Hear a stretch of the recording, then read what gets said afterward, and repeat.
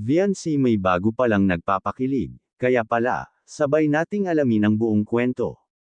Isang magandang araw muli mga Calling Up, suportahan natin ang channel ni Calling Up Rob at Kuya Val Santos Matubang. Kinikilig nga si Viancy sa kanyang patapos na bahay. Sino ba naman kasi ang hindi kikiligin, di ba mga Calling Up? Hindi lang to basta-basta na bahay lang kundi pwede ng tawaging mansyon at dream house ng karamihan. Grabe, lubos nga ang pasasalamat ni Viancy sa mga bigating sponsors nito, lalo na rin kay Calling Up Rob, na siyang naging daan sa lahat ng blessings na dumating sa kanila ngayon.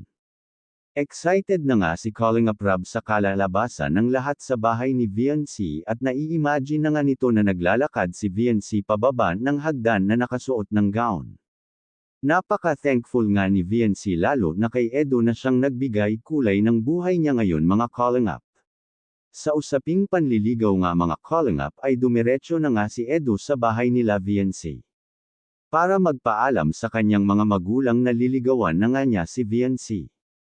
Agad naman nagbigay ng saloobin ang mga magulang ni Viancy mga Calling Up, lalo na ang ama nito, na siyang nagbigay ng payo para sa kanilang dalawa. Wika nga nito na dumaan umano siya sa ganyang mga bagay na mas mabuti talaga na magpaalam mismo sa mga magulang. Dahilan nga ay kahit walang vlog ay nagsasama nga daw ang dalawa, naku na-booking pa nga mga Calling Up.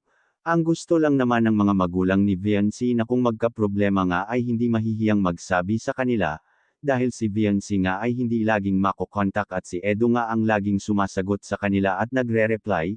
Bumaliktad nga mga Calling Up, syempre naman gusto rin ni Viancy na kay Edo lagi nang galing at maging panatag ang kanyang mga magulang na safe nga ito kasama si Edo.